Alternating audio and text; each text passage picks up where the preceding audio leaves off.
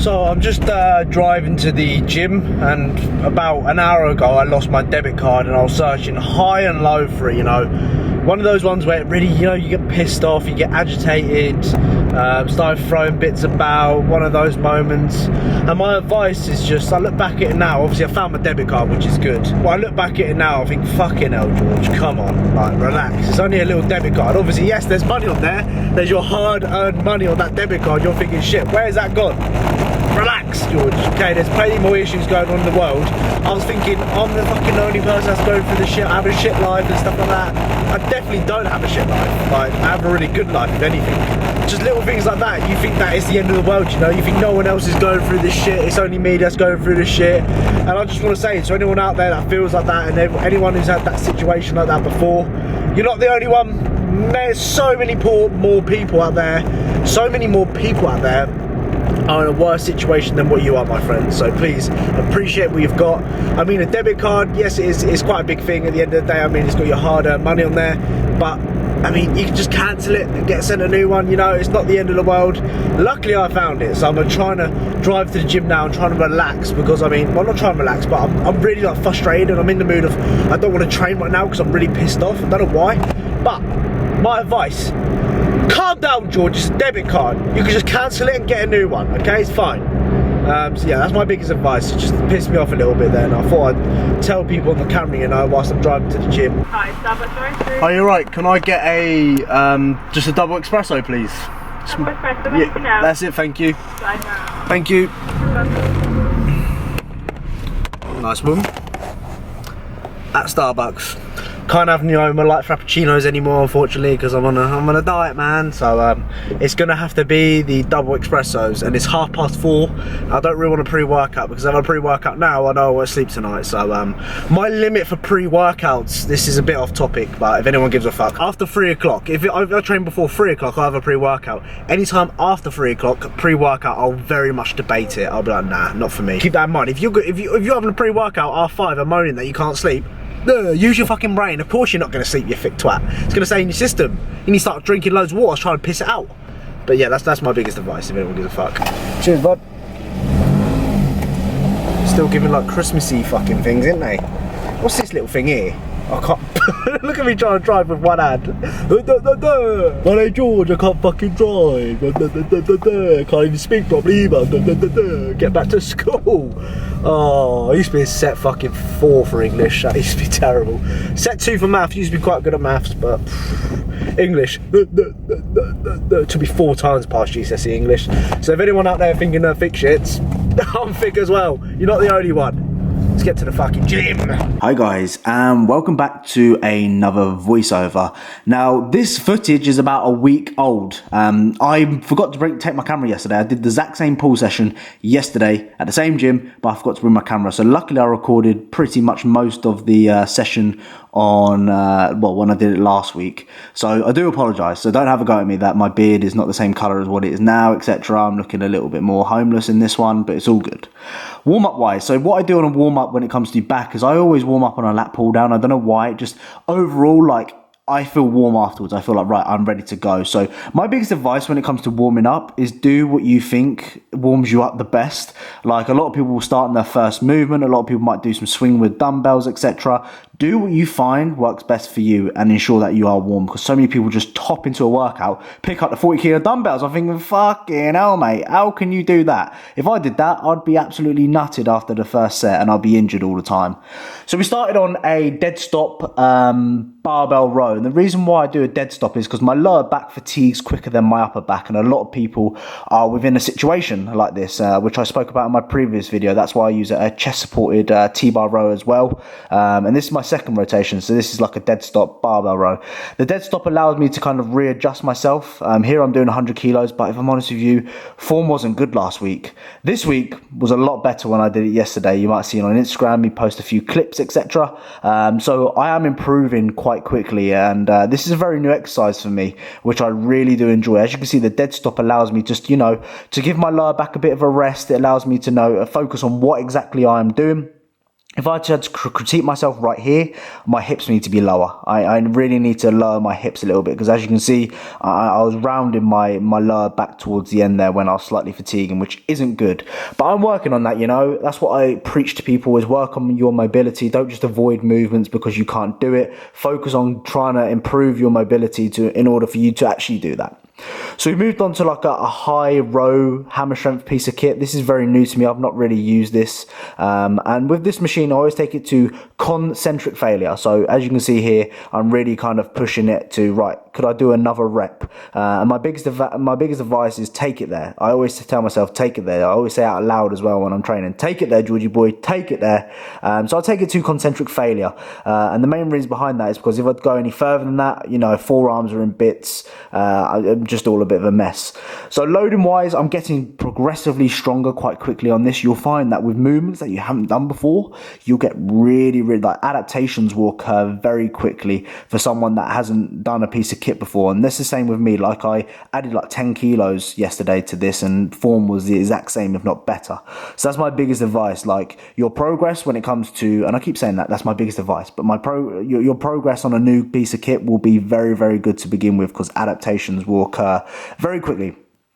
AJ's prescribed me pull-ups for the third movement, and fuck me, AJ mate, I know you're listening, these are hard, especially in the third movement. I think I got this, on this specific day, I got 7 reps for 3 sets, which is pretty poor, but yesterday I did it and I got 9 reps, 8 reps and 8 reps, so I gained like 4 reps in total, which is really good. As you can see, fucking not happy about that. I was fucking angry about that shit. Really, really hard movement for me, pull-ups. But like I said, as I get lighter, I always find that I'll be able to do 15 pull-ups like quite easily. But I never really do pull-ups, let's say third exercise, because I know I'd fatigue very quickly and I won't be able to do many. If I did it last, I'd be absolutely fucked. So I'd always recommend doing them first myself. I like doing them first. This is, again, a pull-down variation. I use the mag grips. If I'm honest with you, the mag grips I think are a little bit overrated. I think everyone fucking creams over them, thinks they're sick, but they're not. Well, they're all right. They're not the best. My biggest advice is to ensure that, you know, the distance between your elbow and your hip, you want to shorten that distance as much as you can. So as you can see in my elbows, I'm driving them down to my hip, or driving them down to the floor. That's my biggest advice. Again, I love doing 15 reppers on this movement. I don't know why, but I get forearm pump, lat pump, bicep pump. Fantastic. Absolutely lovely. I'm trying to stay in a fixed position. A lot of people swing. Ideally, I mean, it's not a bad thing if you're swinging. I mean, it can be a bad thing if you're over exaggerating it, but I always want to keep locked in. But yeah, lovely exercise, lovely exercise. Look at me, lovely exercise, like I'm chatting shit because I don't know what else to say. I have like 10 seconds to wrap this up. Unfortunately, I had no more clips from this workout, but hopefully you've learned something that you can implement into your gym lifestyle. This geezer to your left now was doing some horrendous dips when I was there at the gym last time. But see you in a bit. Bye.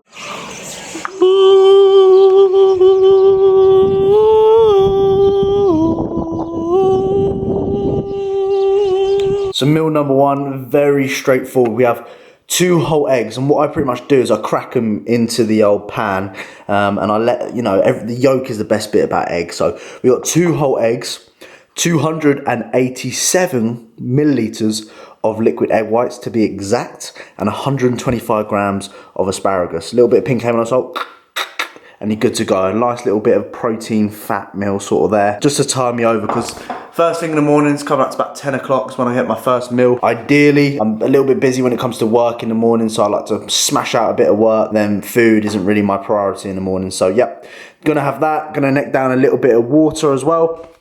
And supplements wise, okay, so supplements, we are looking at the shitty Alpha Men things, which I'm still going through. And we've also got a vitamin D, I don't know if that focuses. We got a vitamin D3 from Nutria Advanced. That's my stack in the morning, nothing crazy. There's my supplements in the drawer.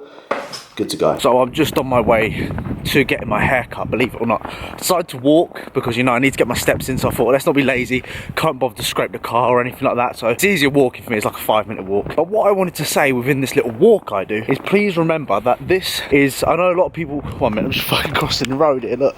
A lot of people comment on my video saying, why are you doing this, George, why are you doing that? And I'll give you a reason, but remember, this is my way of doing things.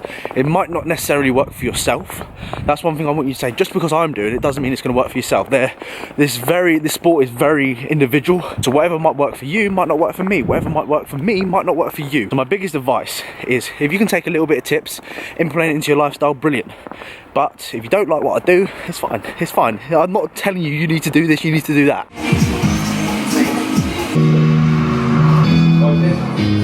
Hi. People might be like, have you dyed the beard, George, again? Yes, I have. I've dyed my beard. So I'm going through a stage right now where I enjoy it, but I'll probably look back in, let's say, you know, 4 or 5 years time, like I did 4 or 5 years ago, and think, why the fuck was I doing that, George? So let me enjoy it, man. I'm happy, I'm good, like I'm smiling. This makes me happy. So please don't judge me. Don't say, you fucking dyed the beard.